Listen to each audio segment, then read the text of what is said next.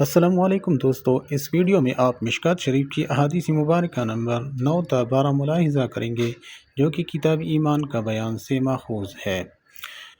آپ دوستوں سے گزارش ہے کہ اس ویڈیو کو ثواب کی نیت سے آگے بھی شیئر کریں اور لائک بھی ضرور کریں۔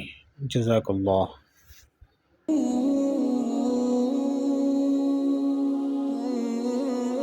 حدیث نبوی صلی اللہ علیہ وسلم نمبر 9۔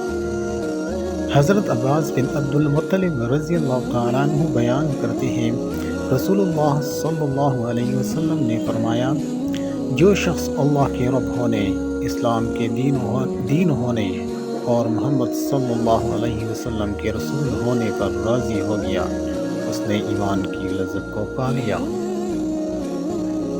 حدیث نبوی صلی اللہ علیہ وسلم نمبر 10۔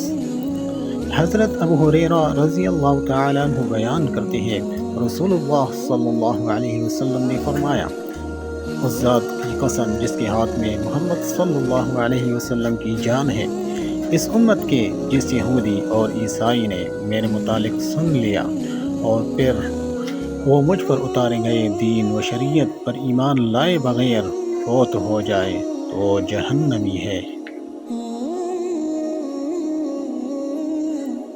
حدیث نبوی صلی اللہ علیہ وسلم نمبر 11۔ حضرت ابو موسیٰ اشعری رضی اللہ تعالیٰ عنہ بیان کرتے ہیں، رسول اللہ صلی اللہ علیہ وسلم نے فرمایا، 3 قسم کے لوگوں کے لیے 2 اجر ہے۔ اہل کتاب میں سے وہ شخص جو اپنے نبی پر ایمان لایا اور پھر محمد صلی اللہ علیہ وسلم پر ایمان لایا، مملوک غلام جو وہ اللہ کا حق ادا کرے اور اپنے مالکوں کا بھی حق ادا کرے، اور ایک وہ شخص جس کے پاس کوئی لونڈی ہو، وہ اسے ہم بستری کرتا ہو، بس وہ اسے آداب سکھائے اور اچھی طرح سے مؤدب بنائے، اس کو بہترین زیور تعلیم سے آراستہ کرے، پھر اس کو آزاد کر دے اور اس کے بعد اس سے شادی کر لے تو اس کے لیے 2 اجر ہے۔